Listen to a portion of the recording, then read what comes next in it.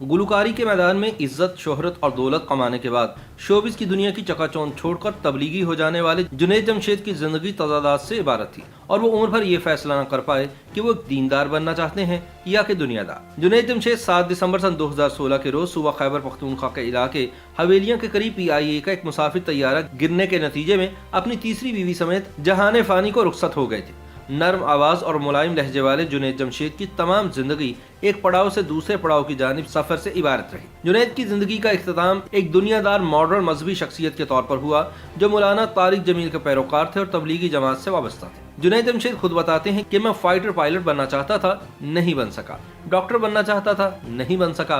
Engineer बनना चाहता था, नहीं बन सका। गुलकार नहीं बनना चाहता था, लेकिन बन गया। जुनैद गुलकार बने और ऐसे गुलकार बने कि सन 2003 में BBC के एक सर्वे के मुताबिक इनका मिल्ली नगमा दिल दिल पाकिस्तान दुनिया का तीसरा मकबूल तरीन गीत करार पाया। लेकिन जुनैद गुलकारी के पड़ाव पर भी नहीं रुके। इस मैदान में शोहरत, इज्जत और दौलत कमाने के बाद इन्होंने एक बार फिर अपने समत बदल दी और शोबिस की चकाचौंध छोड़कर मजहब की दुनिया की तरफ निकल गए। इनकी सिमावी फितरत ने इन्हें वहां भी टिकने नहीं दिया और वो वापस आ गए। इन्होंने एक फिल्म में काम करने के लिए दाढ़ी भी तरछवा दी। अलबत्ता इनकी वापसी मुख्तसर साबित हुई और एक बार फिर दीन की जानिब लौट गए। इस दौरान इन्होंने जे डॉट के नाम से मलबूसात का कारोबार भी शुरू कर दिया जो आज पाकिस्तान के नुमायां तरीन फैशन ब्रांड्स में से एक है। सन 1987 में पाकिस्तान टेलीविजन पर एक गाना सुनाई दिया। 4 लड़के खुली जीप में बैठकर एक सब्जादार में आते हैं और गाना शुरू कर देते हैं। इन्हीं के दरमियान सब शर्ट और सफेद पतलून में मलबूस एक दुबला पतला नौजवान भी है जिसकी आवाज धीमी और मुलायम है, लेकिन इसके बावजूद आवाज, शायरी, मौसीकी और इन सब से बढ़कर कुछ ऐसा जोश जज्बा है कि सारी चीजें मिलकर ऐसी केमिस्ट्री पैदा करती हैं कि यह गाना मुल्क के हर दिल में धड़कने लगता है।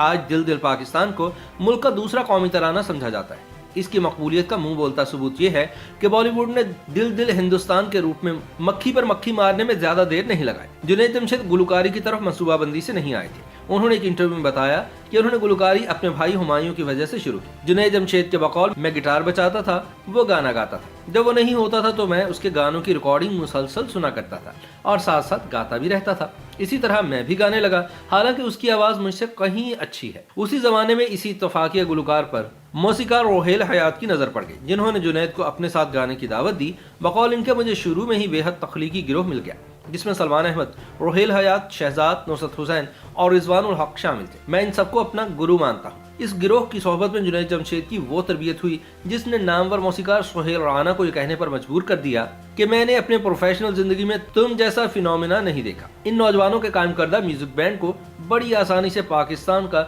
मकबूल तरीन म्यूजिक बैंड कहा जा सकता है, लेकिन जुनैद की फितरत में करार नहीं था। वो कहते हैं कि तमाम तर इज्जत के बावजूद मुझे अंदर से कमी का एहसास सताता रहता। इनकी ये कमी तबलीगी जमात के मौलाना तारिक जमील के हाथों पूरी हुई और जुनैद सब कुछ छोड़कर दीन इस्लाम की आफाकी तालीमात की जानिब मायल हो गए। अब जो जुनैद सामने आया तो सब उन्हें देखकर चौंक गए। चेहरे पर क्लीन शेव की बजाय स्याह दाढ़ी थी, तन पर जीन्स और शर्ट की बजाय कुर्ता और हाथों में गिटार की बजाय तस्बीह और मुंह पर रोमानवी गीतों की बजाय हमदोनात। इनके गुरु शोएब मंसूर ने इन्हें वापस लाने की बड़ी कोशिश की और इसमें किसी हद तक कामयाब भी हुए, लेकिन जुनैद का दिल अब ग्लैमर की दुनिया से भर चुका था। इस बात ने शोएब को इस कदर सीख पा किया कि इन्होंने इसी मौजू को अपनी पहली फिल्म खुदा के लिए में भी छेड़ा।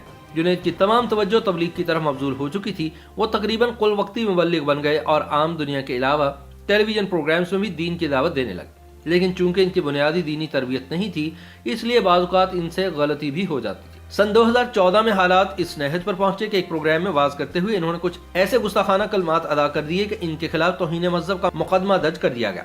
जुनैद ने मुआफी तो मांगी, लेकिन मुल्क में मजहबी जज्बात इनके खिलाफ इस कदर भड़क चुके थे कि इन्हें कुछ अरसे के लिए पाकिस्तान से बाहर जाना पड़ा।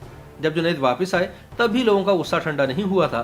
चुनाचे सन 2015 में एक ऐसी वीडियो सामने आई जिसमें चंद लोगों को इस्लामाबाद के एयरपोर्ट पर इन पर तशद्दुद करते हुए देखा जा सकता था। मुल्क के लिबरल हलकों को जुनैद जमशेद के औरतों के बारे में तसव्वुरात पर एतराज था, बल्कि बाज लोग इन्हें औरत मुखालिफ भी कहते थे। हालांकि मरहूम ने खुद 3 शादियां भी कर रखी थी। एक निजी टीवी को दिए गए इंटरव्यू में इन्होंने कहा कि मेरी तमाम पाकिस्तानी मर्दों से दरख्वास्त है कि वो अपनी बीवियों को ड्राइविंग ना सिखाएं। मैंने भी अपनी बीवी को गाड़ी चलाना नहीं सिखाई। बहरहाल ये मालूम नहीं कि इन्होंने अपनी तीनों बीवियों में से किसको गाड़ी चलाना नहीं सिखाई। कुछ लोग तो ये भी कहते हैं कि जुनैद जमशेद की सारी जिंदगी तजादात से इबारत थी और वो उम्र भर ये फैसला न कर पाए कि वो एक दीनदार बनना चाहते हैं या कि दुनियादार। YouTube पर गूगली न्यूज देखने के लिए youtube.com की सर्च बार में गूगली न्यूज टीवी टाइप करें। गूगली न्यूज के पेज पर सुर्ख रंग के सब्सक्रिप्शन वाले बटन पर क्लिक करना ना भूलिए। YouTube पेज पर अपलोड होने वाली वीडियोस से बाखबर रहने के लिए बेल आइकन पर क्लिक कीजिए। आपको हर नई वीडियो के बारे में नोटिफिकेशन मौसूल हो जाएगा।